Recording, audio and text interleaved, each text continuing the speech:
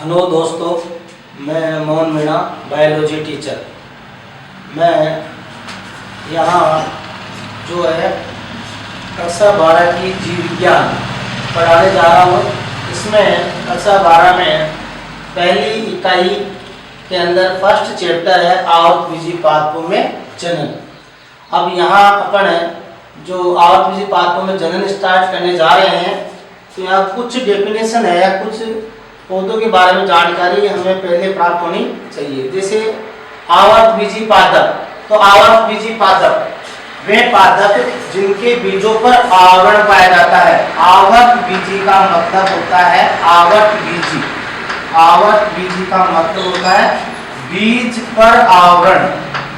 बीज पर आवरण, बीज पर आवरण। तो बीज पर आवरण होता है, उसे आवर्तबीजी पादप कहते हैं। यहाँ हम आवर्तबीजी पादपों का अध्ययन क्यों करते हैं? क्योंकि अपने जो कल्चर में या अपने क्षेत्र में लगभग सभी पौधे आवर्तबीजी होते हैं। मतलब कुछ को छोड़ करके क्या है, आवर्तबीजी। अधिकतर पौधे क्या है, आवर्तबीजी। इसलिए हम आवर्तबीजी पादपों का अध्ययन करते हैं। इसमें सभी सब्जियां, वृक्ष, फल, घास सब किसमें आती है? आवर्तबीजी में आती है। अब यहाँ जो आवर्तबीजी पादपों में जनन, अब सब है जनन की परिभाषा। तो जनन क्या है? देखो, संतति निर्माण की क्रिया को कहते हैं जनन। तो पहले अपन जनन की परिभाषा क्या है? जनन, जनन, जनन क्या है? संतति निर्माण की प्रक्रिया। संतति निर्माण की प्रक्रिया, संतति निर्माण की प्रक्रिया। संतति निर्माण की प्रक्रिया को क्या कहते हैं? जनन कहते हैं। संतति निर्माण की प्रक्रिया को जनन कहते हैं। अब संतति बनने और जो है पादप भाग जनन में भाग लेने के आधार पर जनन को दो भागों में बांटा गया है। एक तो अलैंगिक जनन और दूसरा लैंगिक जनन। एसेक्सुअल रिप्रोडक्शन और सेक्सुअल रिप्रोडक्शन। यहाँ एसेक्सुअल जनन का मतलब क्या है कि इसमें जननी रचनाएं, पौधे की जननी रचनाएं जनन में भाग नहीं लेती है। तो यहाँ अगर इसकी परिभाषा करें अपन अलैंगिक जनन की या लैंगिक जनन की, तो पहले अपन लेते हैं अलैंगिक जनन। तो इसमें अलैंगिक जनन, अलैंगिक जनन क्या है? देखो, अलैंगिक जनन, एसेक्सुअल रिप्रोडक्शन, इसमें वह जनन जिसमें संतति निर्माण के समय अर्धसूत्री विभाजन और युग्मक संलयन की क्रिया नहीं होती है, या ऐसा जनन जिसमें अर्धसूत्री विभाजन। कौन सा? अर्धसूत्री विभाजन, अर्धसूत्री विभाजन, अर्धसूत्री विभाजन एवं युग्मक संलयन, युग्मक संलयन। ऐसा जनन जिसमें अर्धसूत्री विभाजन एवं युग्मक संलयन की क्रिया नहीं होती है, अलैंगिक जनन कहलाता है। जिसमें क्या नहीं होती है? अर्धसूत्री विभाजन और युग्मक संलयन की क्रिया नहीं होती है, अलैंगिक जनन कहलाता है। अब अगर यहीं अपन बात करें, यहाँ जो लैंगिक जनन में आएगा तो उसमें ये बात सही बैठती है। अर्थात ऐसा जनन जिसमें अर्धसूत्री विभाजन और युग्मक संलयन की क्रिया पाई जाती है वो तो कहलाएगा लैंगिक जनन, और जिसमें नहीं पाई जाती है, इसमें क्या है? नहीं, और इसमें पाई जाती है। तो ऐसा जनन जिसमें अर्धसूत्री विभाजन और युग्मक संलयन की क्रिया नहीं पाई जाती है, अलैंगिक जनन कहलाता है। अब अलैंगिक जनन इसको दो भागों में बांटा गया है। अलैंगिक जनन को दो भागों में बांटा गया, अनिषेक बीजता और कायिक प्रवर्धन। पहले आता है अनिषेक बीजता। अनिषेक बीजता ऐसा जनन जिसमें बिना निषेचन के ही बीज निर्माण, बिना निषेचन के, बिना निषेचन के, निषेचन, बीज निर्माण, बिना निषेचन के बीज निर्माण होता है।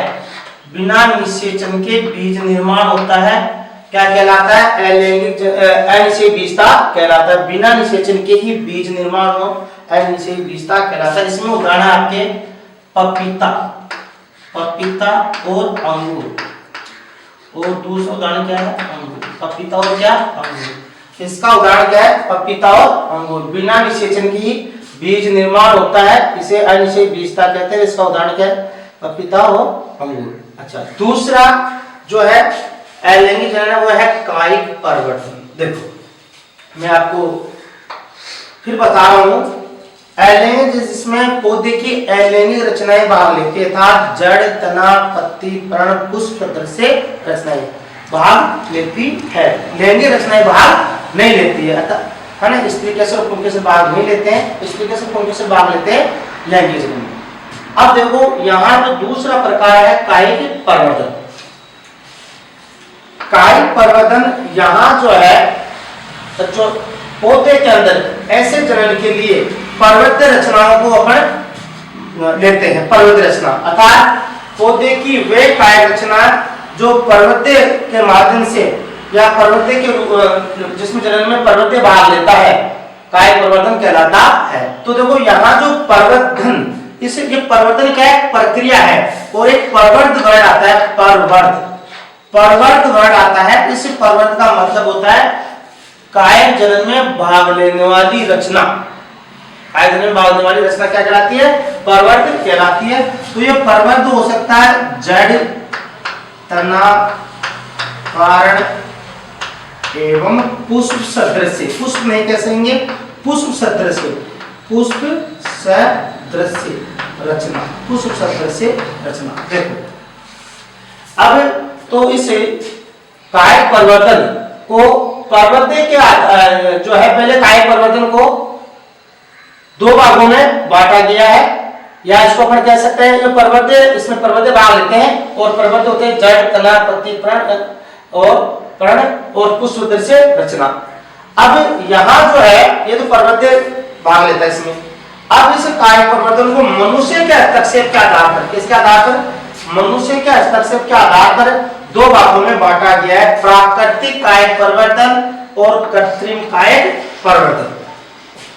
अब क्या है देखो, प्राकृतिक कायिक परिवर्तन, प्राकृतिक कायिक परिवर्तन क्या है? प्राकृतिक कायिक परिवर्तन ऐसा कायिक परिवर्तन जिसमें मनुष्य का हस्तक्षेप नहीं होता, हस्तक्षेप नहीं होता है, उसे प्राकृतिक कायिक परिवर्तन कहते हैं।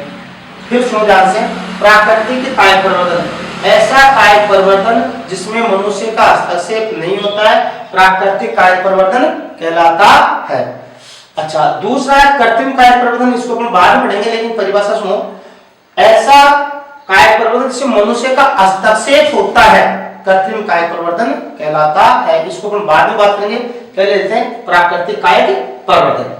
तो देखो अब आता है प्राकृतिक कायिक परिवर्तन। अब अपन बात कर रहे हैं पहले प्राकृतिक कायिक परिवर्तन की।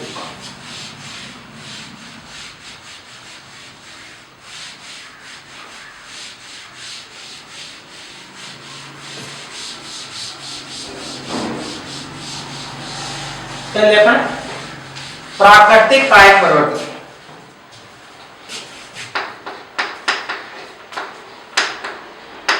प्राकृतिक कायिक परिवर्तन या जनन। देखो पर्वतीय के आधार पर, पर्वतीय के आधार पर प्राकृतिक कायिक परिवर्तन चार प्रकार का होता है। पर्वतीय के आधार पर कितने प्रकार के? चार प्रकार। किसका आधार है? पर्वत। इसमें आधार क्या है? पर्वत है। और चार प्रकार का पहला क्या है? जड़ द्वारा कायिक परिवर्तन, जड़ द्वारा। और दूसरा क्या है? तने द्वारा, तने द्वारा। और तीसरा क्या है? पर्ण द्वारा। और चौथा क्या है? पुष्प सदृश रचना द्वारा, पुष्प सदृश रचना द्वारा। देखो अभी अपन बात करेंगे, तो पहले अपन बात कर रहे हैं किसके? जड़ द्वारा कायिक परिवर्तन। तो जड़ द्वारा पहले अपन इनको क्रम से कहते हैं। सबसे पहले लेंगे जड़ द्वारा कायिक परिवर्तन। जड़ द्वारा कायिक परिवर्तन, जड़ द्वारा। देखो अब उसमें जड़ द्वारा काय परिवर्तन क्या है? जब पर्वत अर्थात जड़ में जड़ भाग लेती है, पर्वत या जड़ में कौन भाग ले? जड़, तो उसे जड़ द्वारा काय परिवर्तन कहते हैं। पर्वत के रूप में कौन भाग लेती है? जड़ भाग लेती है, तो उसे जड़ द्वारा काय परिवर्तन कहते हैं। जड़ द्वारा काय परिवर्तन का इसमें उदाहरण क्या है? शक्करकंद, शकरकंद है, एगेरिकस है, या इसको अपना क्षेत्र का पौधा ले सकते हैं शकरकंद, या इसमें ले सकते हैं शीशम या एस्पेरेगस।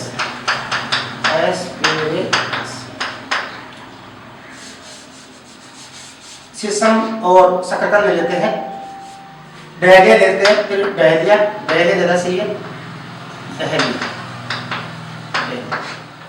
शकरकंद, शीशम और डहेलिया। तो देखो इसमें जड़ द्वारा काय परिवर्तन का श्रेष्ठ उदाहरण क्या है? जड़ द्वारा काय परिवर्तन का श्रेष्ठ उदाहरण है शकरकंद। अब कैसे? देखो एक बात ध्यान रखने की है, काय परिवर्तन में अपस्थानिक जड़ों का विकसित होना आवश्यक है। मुख्यतः प्राकृतिक काय परिवर्तन में अपस्थानिक जड़ें विकसित होना आवश्यक है। तो देखो अपन बात कर रहे थे जड़ द्वारा काय परिवर्तन की, शकरकंद। तो जैसे हम शकरकंद की जड़ देखें तो शकरकंद की जो जड़ होती है एक प्रकार की कंदिल अपस्थानिक जड़ होती है, या जड़ का कंदिल रूपांतरण होता है।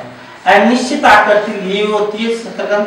इसमें ये जो शकरकंद है ये अनिश्चित आकृति ली हुई होती है, इसकी कोई निश्चित आकृति नहीं होती शकरकंद की। और इसमें ये जो है शकरकंद इसकी कोई निश्चित आकृति नहीं होती है। अगर यहाँ ये क्या शकरकंद कंदिल जड़ है, कंदिल जड़। अगर और ये कौन सी जड़ है? इसमें अपस्थानिक जड़, अपस्थानिक जड़। अगर ये अपस्थानिक जड़ें मुख्य पातक से अलग हो जाए, मुख्य पातक से, या ये जो है कंदिल कट करके जड़ों के रूप में अलग हो जाए, तो ये नए पौधे का निर्माण कर लेती है। इस प्रकार इसे हम बोलते हैं जड़ द्वारा कायिक परिवर्तन, जड़ द्वारा कायिक परिवर्तन। ऐसे ही अपन डहेलिया की बात करें तो डहेलिया के अंदर भी क्या होती है? जड़ें गुच्छे के रूप में होती है, अपस्थानिक जड़ें होती है और उपस्थानिक जड़ें गुच्छे के रूप में होती है। उसका कुछ भाग जो अलग हो जाता है कंदिल गुच्छ में से, तो वो नए पौधे का निर्माण करती है। तो इस प्रकार जड़ द्वारा कायिक परिवर्तन का उदाहरण है। अब दूसरा जो है आपके तने द्वारा कायिक परिवर्तन, प्राकृतिक कायिक परिवर्तन, तने द्वारा प्राकृतिक कायिक परिवर्तन। पर अब दूसरा पढ़ रहे हैं तने द्वारा, तने द्वारा। देखो दोस्तों तने द्वारा जो है कायिक परिवर्तन, तनाधिष्ठन द्वारा तने के 3 रूपांतरण होते हैं। भूमिगत रूपांतरण, अधोभूमिगत या अधोवायु रूपांतरण और वायवीय रूपांतरण।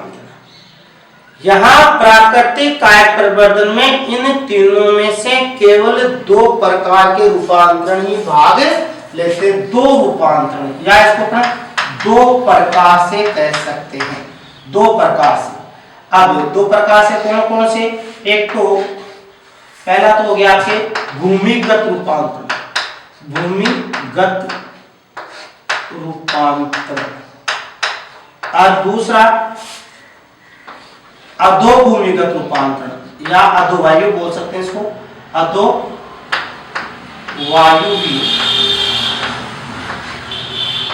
रूपांतरण।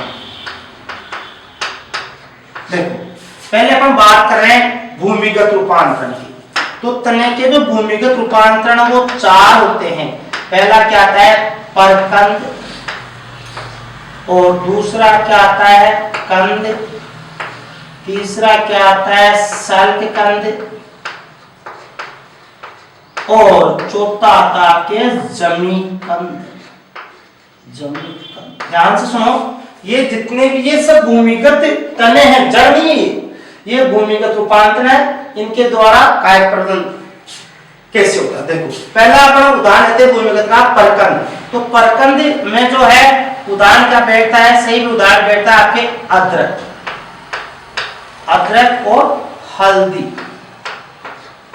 तो कैसे? देखो अब इससे प्रकंद के रूप में कैसे कि इसके अंदर जो पारु बनते हैं, भूमिगत तने के अंदर क्या बनते हैं, पारु बनते हैं। तो अपन पहले प्रकंद ले रहे हैं, इसमें जो पारु होते हैं, ध्यान से सुने, भूमि के अंदर पारु, भूमि के अंदर जो पारु होते हैं भूमि के समांतर छोटे छोटे पारु बनते हैं, भूमि के अंदर की ओर छोटे छोटे समांतर पारु बनते हैं। और ये जो छोटे छोटे समांतर पारु बनते हैं या इसको अपन बोलते हैं क्षैतिज भी बोल सकते हैं, समांतर या क्षैतिज कैसे भी, छोटे, लेकिन ये छोटे पर्व बनते हैं। और इन छोटे पर्वों में से इनको फिर अगर एक समूह बन जाता है, पर्व संगठित होकर के एक रचना का निर्माण करते हैं, जिसे बोलते हैं अपन परकंद।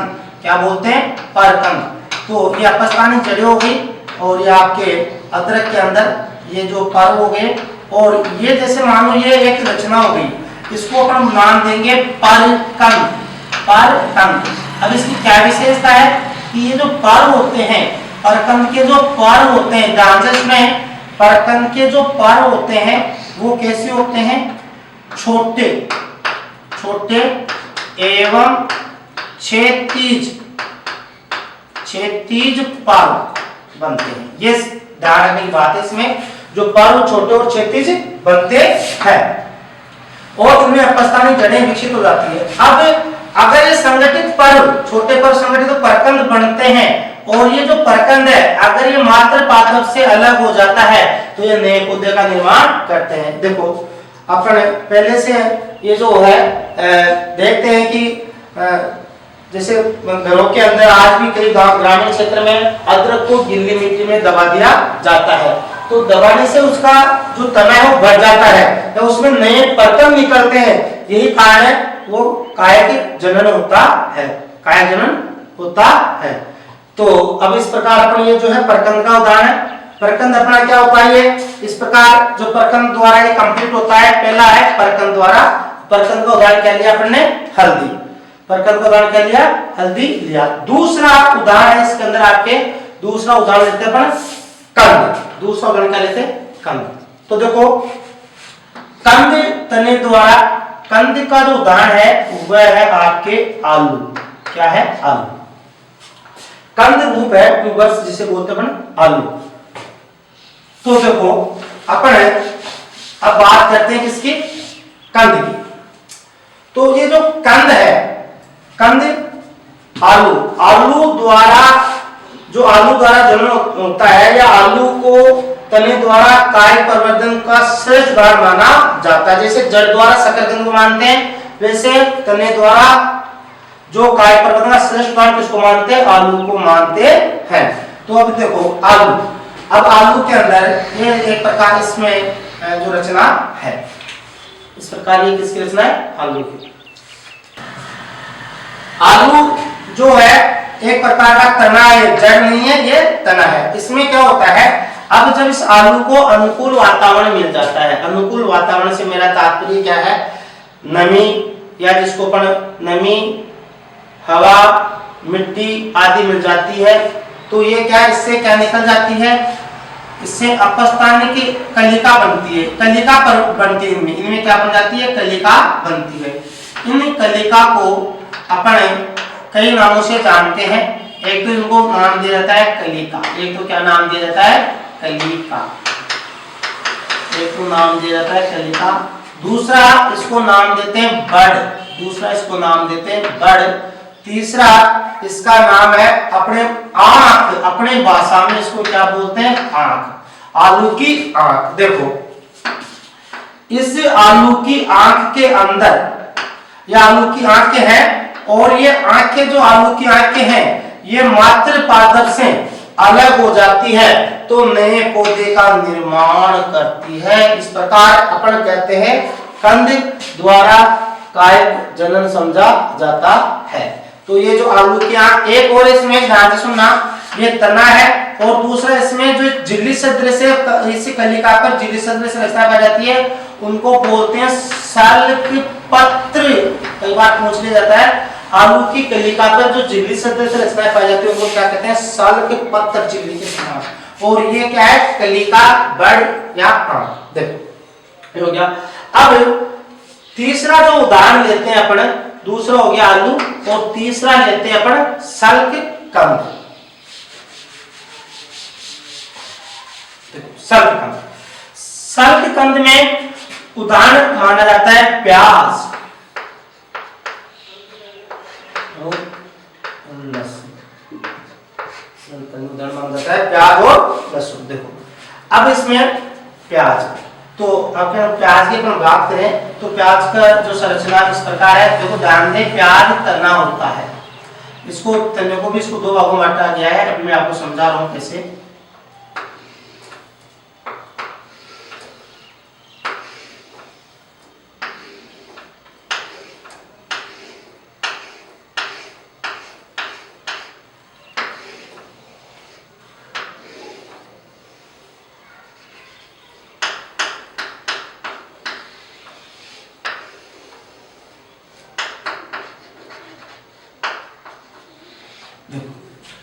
आलू के अंदर अपन बात करें सल्क कंद की, तो ये जो है ये है सल्क कंद,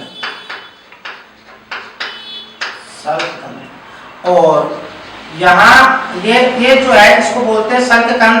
ये तना ही है, ये आवासी तना है। ये कौन सा है? ये भी एक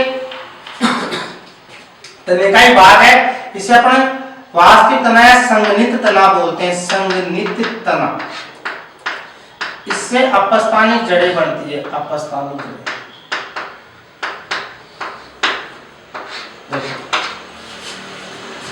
इस प्रकार ये जो सल्क कंद है इनमें खाद्य संचित होता है, और ये जो है इसका नवोपित पौधा जिसे अपन पौध बोलते हैं उसको रोपित किया जाता है, और उससे फिर नया पौधा बनता है जिसमें तने के अंदर खाद्य संग्रह हो जाता है और इसे खाने का काम लिया जाता है। तो सल्क कंद का उदाहरण है प्याज, लहसुन, जिसको अपन पौध के रूप में जानते हैं। अब आगे लेते हैं अपन चौथा उदाहरण इसका जमीकंद। देखो जमीकंद का उदाहरण है अरबी, अरबी, अरबी। देखो ये जो जमीकंद जो अरबी है ये परकंद का विपरीत है, ये परकंद से उल्टा है। कैसे? देखो परकंद में जो पर्व बने वो क्षैतिज और छोटे बने, जबकि इसमें कैसे बनेंगे? पर्व बड़े और ऊर्ध्वाधर। कैसे बनेंगे? बड़े और ऊर्ध्वाधर पर्व बनते हैं। ये जो पर्व बनते हैं बड़े और कैसे बनते हैं? ऊर्ध्वाधर बनते हैं, और इनमें अपस्थानिक जड़ें बन जाती है। तो ध्यान दें, जो इसका जो है जमीकंद या इसको घनकंद भी बोलते हैं, एक बार इसको नाम दिया जाता है घनकंद, घनकंद, घनकंद कहते हैं। ये जो घनकंद है, घनकंद, घनकंद, घनकंद के अंदर जो पर्व बनते हैं वो पर्व कैसे बनते हैं? बड़े, बड़े एवं खड़े या ऊर्ध्वाधर, ऊर्ध्वाधर पर्व बनते हैं, ऊर्ध्वाधर पर्व बनते हैं इसमें घनकंद के अंदर।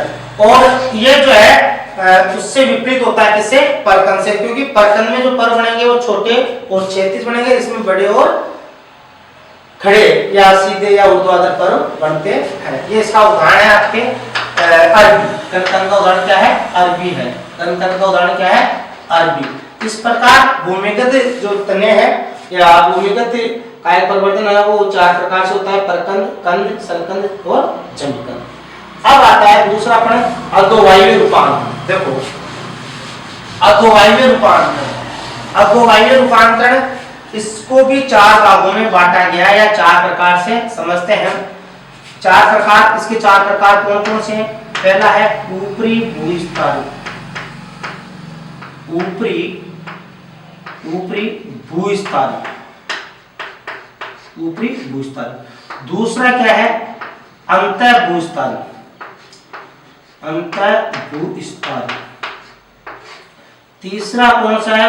भूस्थानी, भूस्थानी। और चौथा भूस्थानी, तीसरा है भूस्थानी और चौथा है भूस्थानिका, भूस्थानिका। देखो भाई इसमें क्या है, आपको मैं इसमें आपको ये उदाहरण और इनका मतलब समझना जरूरी है। कई बार आपसे पूछ लिया जाता है इसमें कि उदाहरण पूछ लिया जाता है, परकंद या कंद का मतलब क्या, सलकंद क्या, जमीन कंद है, भूस्थाली क्या है, अंतर भूस्थाली क्या है, भूस्थाली का क्या है, ये इस प्रकार पूछ लिया जाता है। तो इसमें छोटे क्वेश्चन बनने के चांस है, इसलिए यहाँ इनके उदाहरण और कंसेप्ट क्लियर करना जरूरी है। तो देखो अधोवायु रूपांतरण, अधोवायु का मतलब होता है वे तने जो तो भूमि में होते हैं और वायु में, मतलब आधे भूमि में या आधे वायु में होते हैं, अधोवायु रूपांतरण कहलाते हैं। तो अधोवायु रूपांतरण में अपन 4 प्रकार के पढ़ेंगे। इसमें पहला है ऊपरी भूस्थल, इसका उदाहरण है घास, और दूसरा उदाहरण ले सकते हैं अपन घास दूब या दूब भी बोल सकते हैं, ये इसमें उदाहरण है। देखो भाई ऊपरी भूस्थल पहले लेते हैं घास दूब।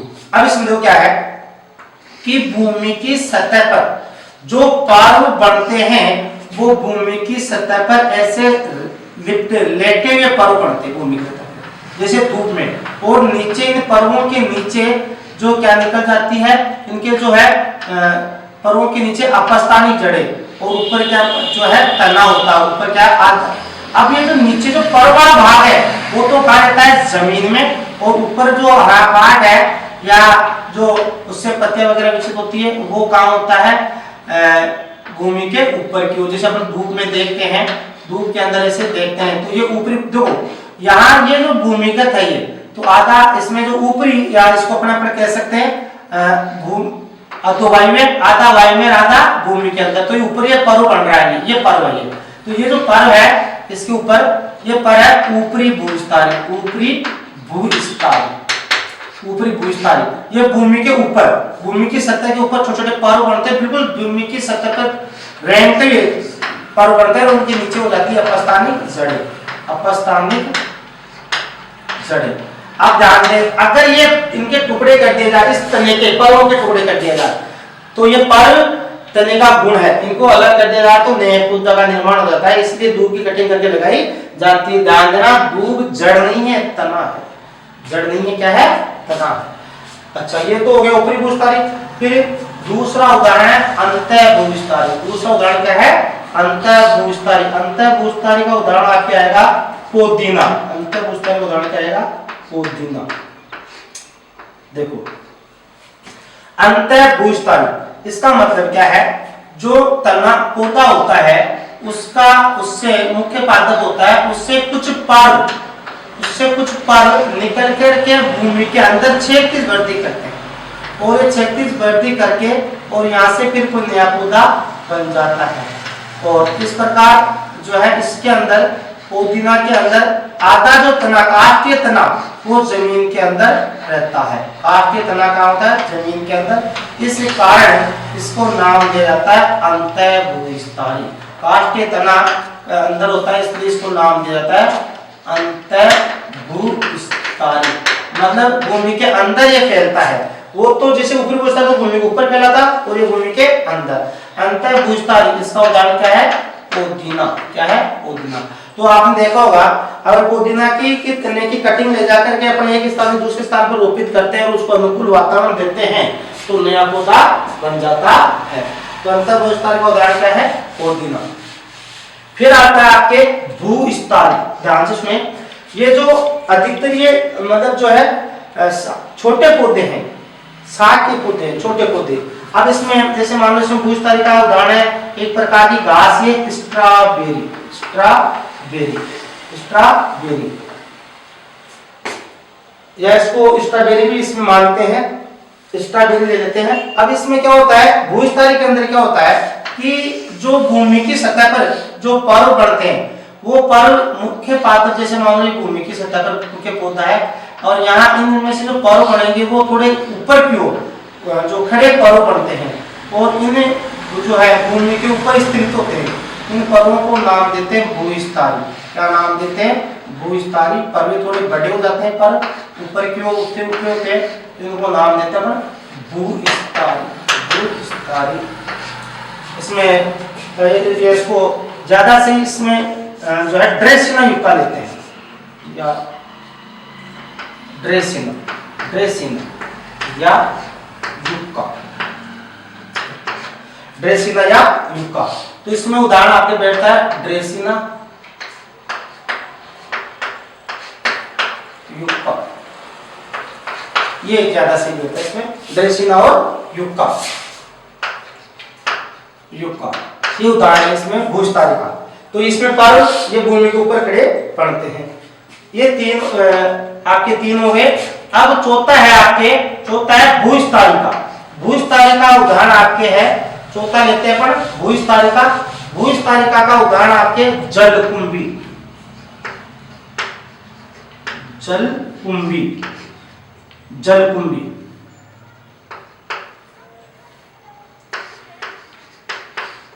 आइकोर्निया, आइकोर्निया, देखो जलकुंभी,